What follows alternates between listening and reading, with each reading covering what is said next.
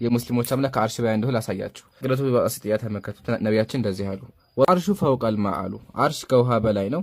ወላሁ ፈውቀል አርሽ፣ አላህ ደግሞ ከአርሽ በላይ ነው። አላህ ደግሞ ከአርሽ በላይ። መልካም። በእርግጥ ይህ ልጅ ምላሽ አያስፈልገውም ነበረ፣ ምንም ያውቀው ነገር ስለሌለ። ባይሆን ግን እስልምና ራሱ አንድ እንዳልሆነ አላህ ከአርሽ በላይ ነው ብሎናል። እስቲ ምን እንደሚሉ ደግሞ ስሟቸው። አርሽም ላይ አይደለም ማለት አርሽ ላይ ነው ታረ ሰውየው ከዲነል ኢስላም ይወጣል። አላህ ከቦታ የጠራ ጌታ ነው። አላህ ተከይፍ የጠራ ጌታ ነው። በግራ ነው፣ በቀኝ ነው፣ ተኋላ ነው፣ ተፊት ነው፣ ተላይ ነው፣ ተታችም አይባልም። አላህ ተዓላ በአርሽ ላይ ነው አይባልም። እንደ ወሃቢያዎች ወሃቢያ የሚባል ተቀላችሁ? ወሃቢያ ተቀላችሁ? ወሃቢያ ምን ይላሉ? እስኪ የወሃቢያዎችን ንግግር የምታውቁ ንገሩኝ። አላህ በቦታ ይላል አይደለ? አላህ በቦታ ያለ ሰው ደግሞ ምን አይደለም? ሙስሊም አይደለም። አላህ በቦታ የሚገልጽ ሰው ምን አይደለም? ሙስሊም አይደለም። አላህ ከአርሽ በላይ ነው የሚል ሰው ምን አይደለም? መልካም እንደሰማችኋቸው ነው። እነኚህ ደግሞ ሁለቱ ምንድነው እያሉ ነው ያሉት? አላህን ከአርሽ በላይ ነው ያለው የሚሉ አካላት ሙስሊም አይደሉም እያሉን ነው። ሰው የመጀመሪያው ልጅ እውነት ከሆነ እነኚህ ደግሞ እያሉት ያሉት በእነኚህ ያስተምሩ ሙስሊም አይደለም ማለት ነው። ሙስሊሞች አላህ ያለው ከአርሽ በላይ ተሆነ ሙስሊም አይደላችሁም እያሏችሁ ነው። የመጀመሪያው ደግሞ ከአርሽ በላይ ነው ብሏል። ሌላም ብሏል። አድምጡት እስኪ። እሱን ያመሰግኑበት ዘንድ ልዩ ልዩ የምስጋና አይነትን አዘጋጀ። ከጌትነቱ ዙፋን ፊት ብርሃን አደረገ።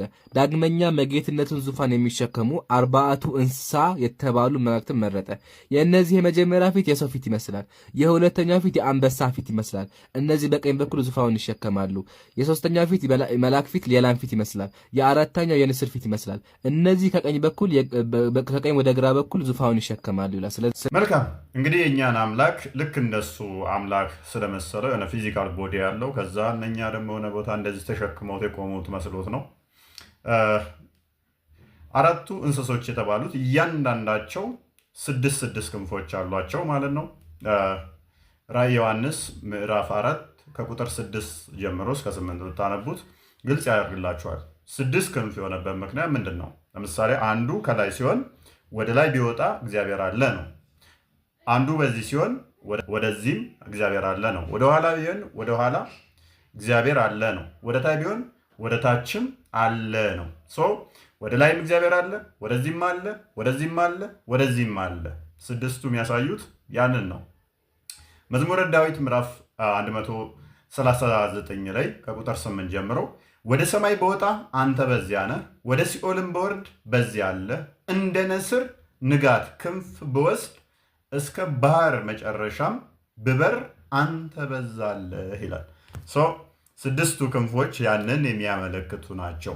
ባይሆን አላህ ግን የሆነ ፊዚካል ቦዲ ያለው ስለሆነ እንደዚህ 8 መላእክቶች እንደተሸከሙት ሱራ 69 ላይ 17ኛዋ ላይ መላእክትም በጫፎቻቸው ላይ ይሆናሉ፣ የጌታህንም አርሽ በዚያ ቀን 8 መላእክቶች ከበላያቸው ይሸከማሉ ይላል። የአላህን አርሽ 8 መላእክቶች እንደዚህ የሚሸከሙት ነው። የእኛ ግን እነኚህ መላእክቶች የተባሉት ወይም ደግሞ አራቱ እንስሶች 6 ክንፍ ያላቸው ሲሆኑ በየትኛውም ቦታ ቢወከል አምላክ በሁሉ የሞላ መሆኑን የሚያሳይ ነው። ዛሬ ማታ በዚህ ዙሪያ ስለምንገባ ብቅ በሉ።